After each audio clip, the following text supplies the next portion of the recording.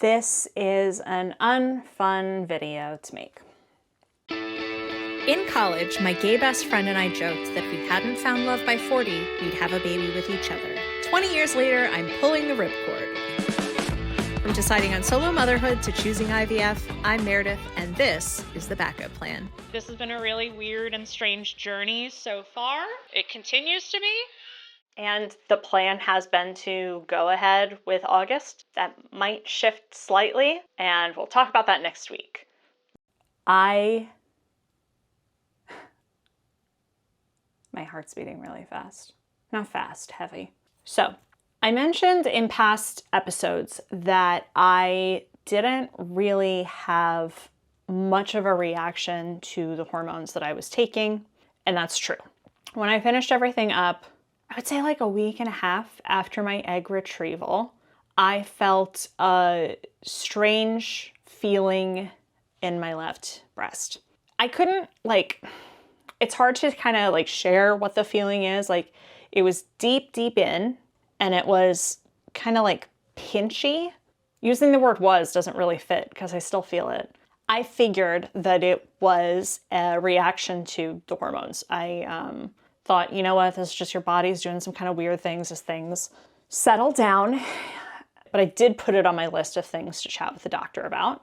So when I had a call with Dr. Sundheimer a week and a half ago, I mentioned it to her, and she said, well, right now is the perfect time to get it checked out because we have a little bit of time before we do the implantation and we start the hormones.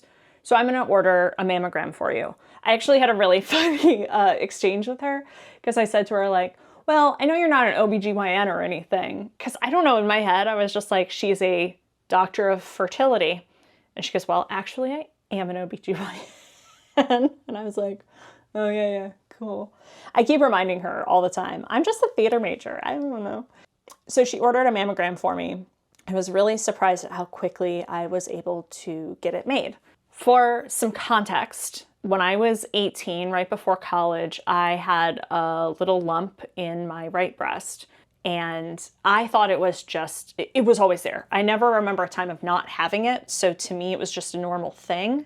And when I had my last checkup with my pediatrician at 18, always fun, right before I went off to college, they said, no, we should get that checked out. I had to have an ultrasound and everything, and it was very spooky right before I went off to college. And they said, no, it's just fibroadenoma, but don't worry about it. You just have a lump.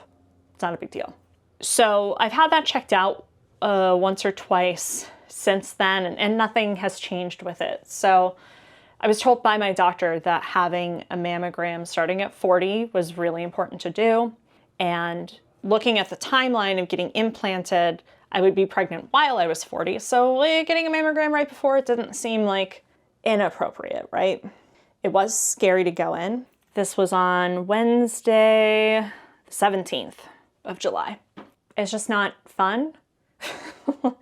And I thought it was gonna hurt more than it did. It didn't really hurt. It was more that the worst part is you have to hug the machine, and it's giving a very inhospitable robot a big squeeze. I left there and felt fine. Didn't really think about it.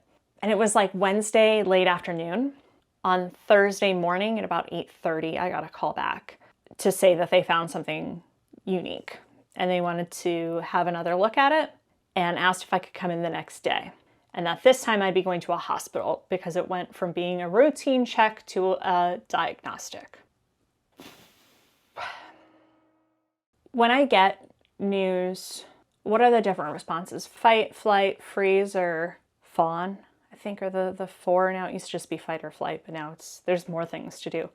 I guess I freeze. I didn't really have feelings about it, but I went in on Friday morning to a special women's pavilion at a hospital in Newport Beach and had to get a much more complicated mammogram, which involved more robot hugging, just at different angles. And they did an ultrasound. And I remember the woman who was doing the ultrasound, she was like, really? I told her, I was like, this is a weird Korean skincare routine or something, because she just kept going over it and over it and over it, twisting and then going up and then twisting and going down. It was so strange. And I remember watching her face at one point. She went, Like, don't do that. Don't do that about my boob. So she called the radiologist back in and explained to me that there was something a little strange that they couldn't see in the ultrasound, but they could see in the mammogram. And I had to come back for a biopsy. So this sucks. I don't think it's gonna be anything. The doctor explained to me that she thinks it's a radial scar. And when I read my charts back, it said that there was architectural distortion. So it was kind of explained to me that like regular breast tissue kind of like expands out like this, like kind of like the veins in a leaf. But that with me, there's like a part that's just kind of like folded over. The radiologist told me that regardless of what the biopsy says on Thursday, there's like a 99.9% chance that they're just gonna take it out. I was doing calendar math in my head so hard as I was trying to process the information that they were telling me, because I just want to proceed with IVF. I just want to be pregnant. I have gone through a lot to get to this point, and I don't want it delayed any further. But upon like coming to my senses, I realized the best thing to do is to push back at the very least a month, because I gotta take care of this. I gotta figure out what's going on. It's just stupid because I put this off because of my goddamn foot. And I got the foot kind of taken care of. It's still a little iffy, but mostly taken care of. And now there's this, and I am sick of the curveballs. I just, I wanted to be pregnant 3 years ago. And man, it takes a long time to get to where you need to get to. The radiologist did tell me that it was a really, really good thing that I came in when I did. She made it sound as though like pregnancy would put stress on this, because this architectural distortion can lead to cancer, and that's why it's going to come out. But you know what blows is when you're like so open and honest about everything, and then everybody's like, oh, you're implanting in August, right? I've been paying attention. And you have to go, maybe not. And again, it was one of those things, like the day I found out, I had 3 people text me, hey Meredith, what's going on? That nebulous, vague, what's going on? So yeah, I want to record how I'm feeling right now, even though I don't think I'm being like really open about my feelings, because to be honest, I don't have them right now. I don't know. I've cried like twice about it, maybe, but I was kind of like crying about other things because my body doesn't know how to process this. And I also don't want to get too upset about this, because I don't want this to be a thing worth getting upset about. Does that make sense? There's this part of me that I keep trying to push away because it's completely illogical. This part of me that thinks if I just hadn't gotten it checked out, we wouldn't have to worry about it. And that's not how life works. That's not how the body works. It's a good thing I got it checked out, and it's a good thing I'm doing something about it. It just blows. Kind of sucky. That's the latest. I hope future Meredith has better updates. Crossing my fingers, like the architectural distortion in my breast. The Backup Plan is created, produced, and hosted by me, Meredith Kate.